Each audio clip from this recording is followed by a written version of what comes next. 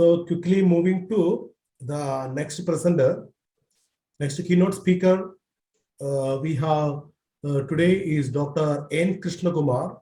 He's an associate fellow, Government Law College, and associate professor, Government Thrissur, and he's having a BSc, LLB, and the LLM from Government Law College, Thiruvananthapuram, PhD from Kuzat, author of several books in law, worked as the principal investigator of UGC major research and did minor research also, and a well-known keynote speaker for international conferences. So, Dr. N. Krishna Kumar, sir, you're most welcome today. Let me express my sincere gratitude to our Prakash sir, who is the backbone of this program, who has given me an opportunity to share my views, as well as to discuss the issue in this great platform. So, initially I thought of making a presentation on modern techniques of data collection in research in various disciplines. Later on, I thought it would be better if I can share you some of the ideas which you may not be having. That means generally the scientific community may not be having. That is, the engineers may not be having. That is how to get protection of their, how to get their inventions being protected. Protected in the sense how their inventions, how the benefits of or fruits of their findings be stolen by some other person. What are the measures available in our modern world? Let that be the presentation, so that will be useful to the participants.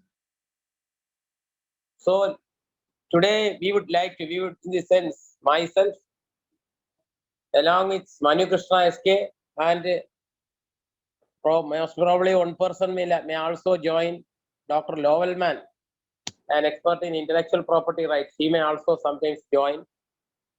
So we will be making a presentation on how to protect patents, how to protect the fruits of your invention.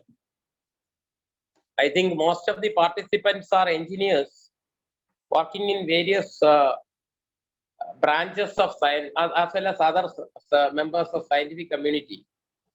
So let them know how their invention be protected by law. So before going into the topic, let me give you an outline or introduction about protection of property. See, as many of you may be knowing, property, the word property is derived from the root proprietor, or the word proprietor is derived from the root property. Property means that which can be owned, that which we can possess, or which we can have a title. That is called property. So property needs a proprietor or its owner.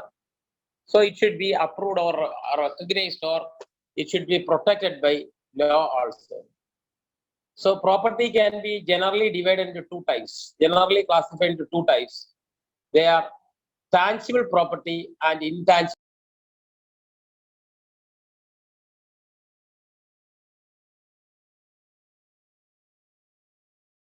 That is called a tangible property or touchable property.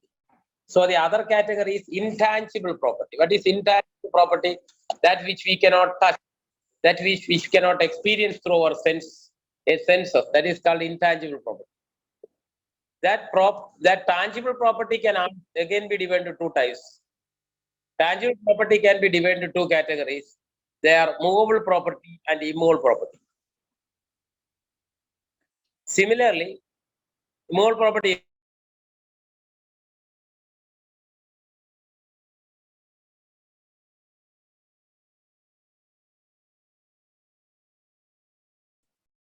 Mic is mute, sir.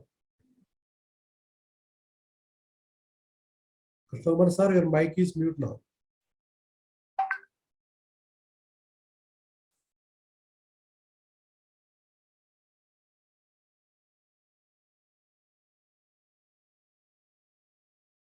these are immovable properties. So let me come to the other area, that is the intangible property. So what is intangible property? Intangible property means that property which we cannot touch, which we cannot experience, which we cannot see, which we cannot hear. That is called intangible property. That is of various kinds. Simply we can put it in short form of CPT. CPT. C stands for copyright, P for patent, and T for trademark. So there are some other types of intangible properties like designs, industrial designs, geographical indications. Geographical indications means certain things, certain items which are specific to certain areas only. For example, Aranmula Kannadi in Kerala, Ampalapuzha Palpayasam, another category of property in Kerala, Kanchipuram silks in Tamil Nadu. These are all geographical indications specific to those geography, that area only. So let me come to the three main areas: copyright, patent, and trademark. Here, as engineers, as science people, you may be in need of the second area, that is patents. How to protect the patent, how to protect your inventions.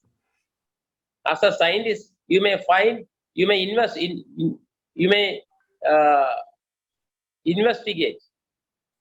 You may conduct scientific investigations and invent things. How to protect them from not being stolen by others. That is what is the area we are discussing today. See, there is a law in India that is called Patent Act, Indian Patent Act. In other nations also, in other countries also, there are patents acts of their own. In each country, there are separate patent laws. In India, that is protected by, in India, patents are protected by law, Indian Patent Act. See, though we have enacted a law, Patent Act, way back in 1970, that has undergone several amendments, several changes in 1919, 2007, 2002, 2005. So anyway, let us study this idea with the help of all amendments. See, actually, before going into the details, let me ask you a question. What is patent? Patent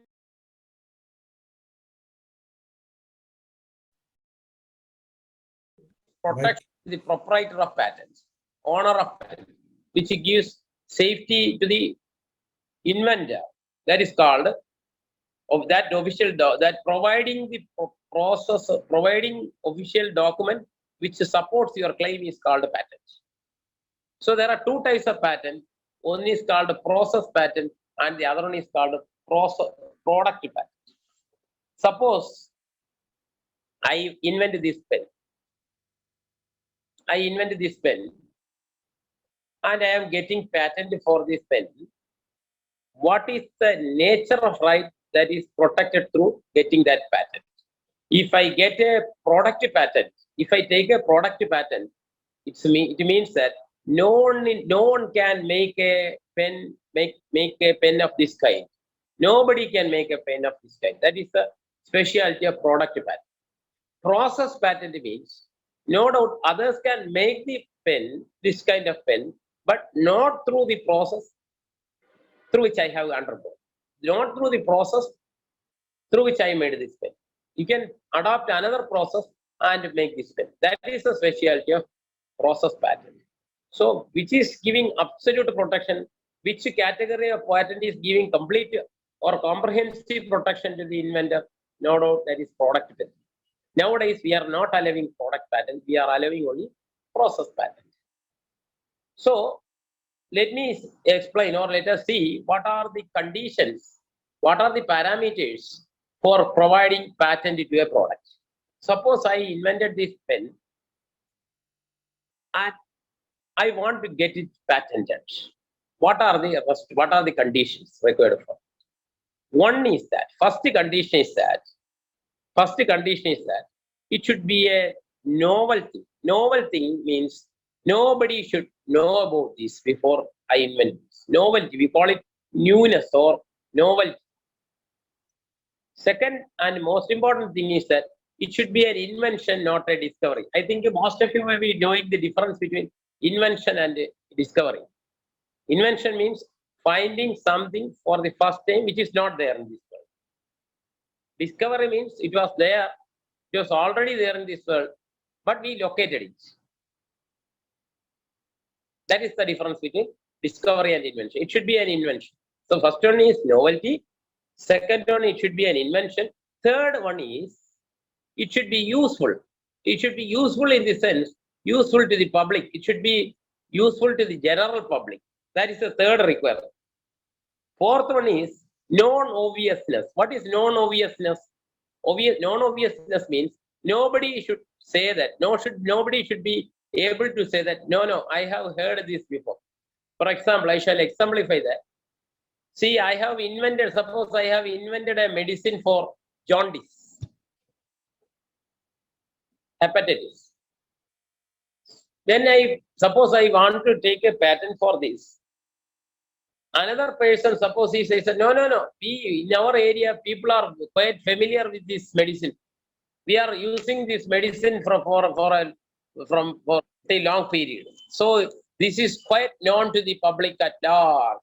If such a claim comes, I will not get patent.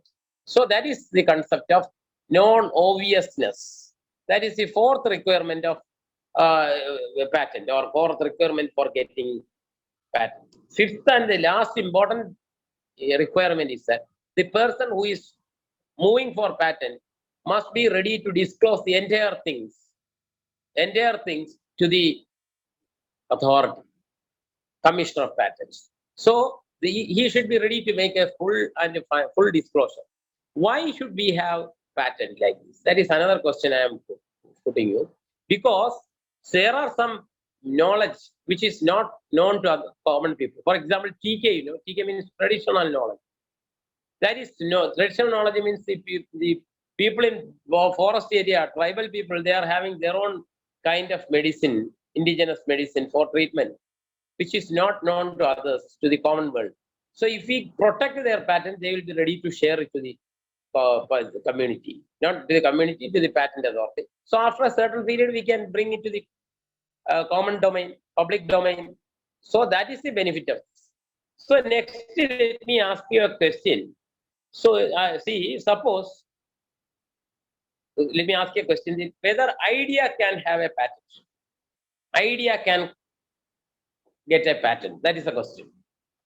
So I shall put the question in another form. Suppose in your engineering college, the professor, he presents an idea in the BTech classroom. The professor in the engineering college, he puts a new idea in the classroom, engineering college classroom. The student in the classroom, he converts that idea into a product by applying his skill and knowledge. So originally the idea comes from the professor in the engineering college, but it gets transformed into a product through the hands of the students. So who is entitled to get the patent?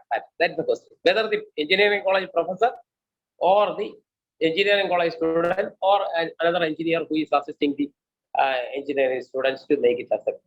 That is the question. No doubt, the student who is making it, bringing the product, he is entitled to get the patent and not the engineering college. He is giving only idea. He is only sharing the idea. Let me ask another question. An extension of this question. The professor in the engineering college suggests an idea.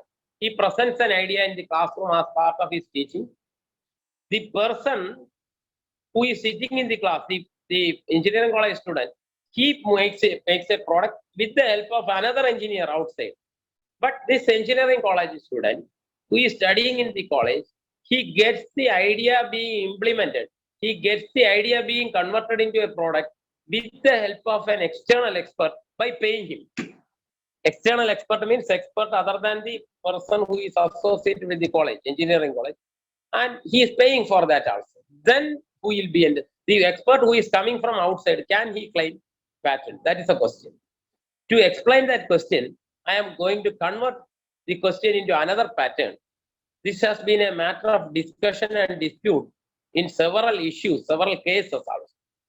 Suppose I am an employer in a factory or in a concern, business concern, and I am employing a person X who has done his MTech from Thiruvananthapuram Engineering College. That I am appointing him as my employee, and I am providing all kinds of infrastructure, laboratory facilities, and all other financial assistance, and making a product as per my desire, as suggested by me. The plan, the requirement, the product, expected product, all these things are provided by me. All the expectations are leveled by me, and the product is also made for me. He is only providing his brain. He is only providing his mental faculty to assist me to make a product. All other facilities are provided by me. Then the question is, who is the owner of the patent? Who is entitled to get the patent? Then again, the answer is, I am the owner. I am the owner of the patent because I have spent my sweat. I have spent my labor. I have spent my money. I have spent my ambition, vision. The vision and mission is that of me. Only he is only assisting me by providing his intellectual expertise. There again, I am the owner of that. Coming back to the previous question, the engineering college professor is proposing the idea. The student is making the product with the help of an external engineer or engineer from outside who is providing his assistance for the money paid by the student. For the money spent by student, means student is providing all infrastructure and platform for the park. Then among the three persons, who is the owner of the patent? Whether the professor in the engineering college who has suggested the idea first, whether the engineering college student who has implemented it, or whether the expert who has paid the intellect brain, who has spent his brain for money. No doubt, the middleman, that is the engineering college student who is implementing the idea provided by the engineering college professor. He is the patent holder. He is the owner of the patent. So let it be there. I am coming back to I am continuing the mainstream. See, next let us see how can we get a patent of the product invented by us. Suppose I have made a product. How can I get a patent? So this process involves various steps, First step is an application. I should make an application.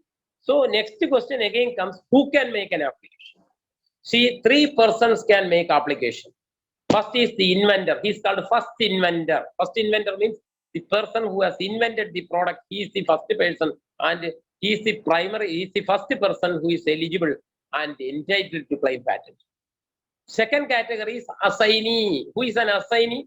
Assignee means a person to whom something is assigned. Suppose I am making a product with the help of an employee who has passed out from the engineering college, who has taken MTech from the engineering college Thiruvananthapuram, and I am making use of his brain, and I am providing all facilities including laboratory, and he is making a product, and thereafter he is assigning that to me. I can move for patent. That he is called assignee. Assignee means a person to whom it is assigned. Third category of person, suppose I have invented something and I die. My hair, legal hair. Who is a legal hair? All those questions, all those issues, if you ask me, I will explain in detail. These are legal matters. So my legal hairs can also move for patent. So three categories of persons can move for patent. First is the first inventor, means person who invented the thing. Second one is the assignee, means the person to whom it is assigned. Third one is the hair. Hair can move for a patent only if I die. Only after my death he can move for patent. Next step is, how should I move for patent? For that, I have to make an application. Application is available in the internet. Model applications are there. You can make use of them. Then, should I make the complete disclosure? Should I make the complete details available? Should I make the complete details available before the commission of patent, or partial disclosure is sufficient? That is the question. So for that, my point is this. So complete disclosure need not be made. Need not be made in the sense, need not be made then it should not be, need not be made. Later on, I need to disclose it later on only. There is a period that is 12 months. Within a period of 12 months, I should make complete disclosure of the things. That is mandatory. Only I am having only a period of 1 year. Better say, specifically say 12 months for making the disclosure. Thereafter, that will be lost. That is the condition, second condition. Then next one is, see, after that, I should make a request. The inventor should make a request to publish that.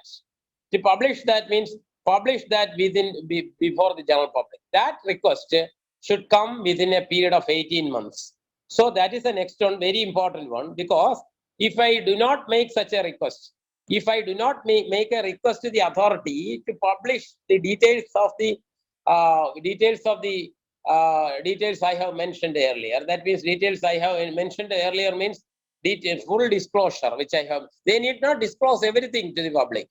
Only the abstract of the same need to be disclosed or brought to the notice of the public. Everything need not be published. So if I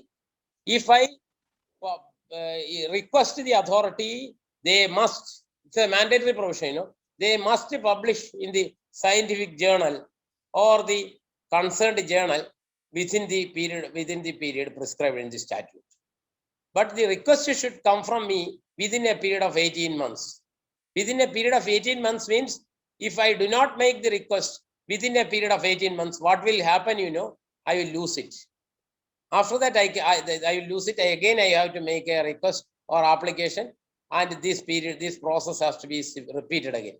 That is the most important thing. So this period of 18 months is very important in the legal perspective. That delay cannot be condoned. Suppose I fail to make the request within the period of this 18 months, I cannot request the authority to condone the delay. Condone the delay means to excuse the delay, and I cannot ask the authority, yes, please allow me some more time to make the request. That is not permitted under this law. Then next step is they will publish it, as I said earlier.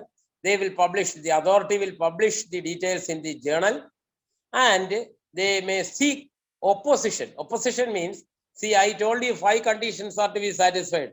First one is novelty. Suppose it is not new, it has already been known to some other person, it has already been invented some other person, it will not be allowed. So such a person who is having claim over the property can object. Suppose I am claiming that it is useful to the public. Suppose another person says that no, it is not user friendly, it is not at all useful to the general public, then anybody can protest.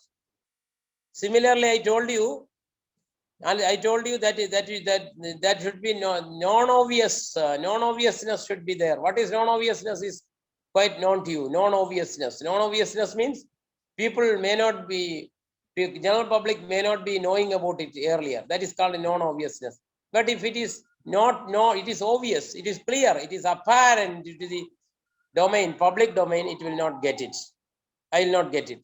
So other persons can object to it. Opposition can be leveled. That is under section 25 of this act.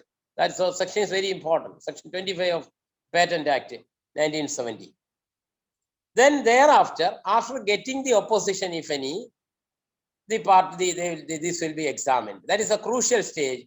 The crucial stage is state of examination of the product, whether it deserves, whether it is to be awarded with the patent or not. That is a very important area. Examination of application. That should be done within 36 months. 36 months means 3 years. 3 years from the date of application. So these 3 dates are very important. First one, I should make application. After that, within 12 months, I should make the full disclosure. Within 18 months, that is after 18 months means within 6 months after that 12 months period, I should request the authority to publish. Then they should respond to it, publish it, invite objection, and after hearing objection, they can decide. That can decide whether to give the patent or not. So the party will be communicated as to whether they are eligible, whether they are entitled, whether they are having right to claim or get patent. Once they are intimated, so communicated, they will be, after that, they will be granted patent. That process is called granting of patent. The thing is that even though the patent is granted later, it will have retrospective effect. Retrospective effect means it will have effect from the date of making application. That is the importance of this one. Then, so you may be having a doubt as to for how much period this patent is having value. Actually, patent is having value only for a period of 20 years. For medicinal products and all, this is different. It varies from 5 to 7 years. But for all other products, it is 20 years. However, if you want to get it renewed, that can also be done. How can it be done? Let us see. How can you get it? How can you get it extended? There is a technique called patent of addition. Patent of addition means this is the method which is used by the scientific community in the foreign countries, especially USA. What they are doing is they make a product, and after that, Japan scientists, they are also resorting to this technique. What they are doing is they make a product. So towards the end of that period of expiration of patent, they make some changes, some slight modifications in the product, and again claims renewal. For renewal, we need not pay fee. That is the importance. That is a interesting thing to be noted. We need not pay the renewal fees. So again, it will get extended so that will be there in their safe custody. So these are some of the techniques and tips which they are employing, which they are using to get the matter in their hands only. So these are all some of the points which I have to level before you regarding how to protect your inventions. So what are the legal measures available for you to get your product being patented and protected through the legal mechanism available in the country. So if you want to raise any doubts or query, I will try to clarify. Otherwise, if there is no much time for other presenters to present their views, let us close here. So so it is left to the open forum to raise the questions. So that is fine. That is all. Thank you. Thank you for the patient listening. Thank you, Prakash sir, once again for providing me. Thank you very much. This session was very interesting, and it is very useful for the engineering students, upcoming engineering students, because they are inventing some new things, and they should know how to patent it or how to get the copyright of that. Like that way, this is a very interesting information. Thank you. Any participant wish to ask any questions to Dr. N. Krishna Kumar sir?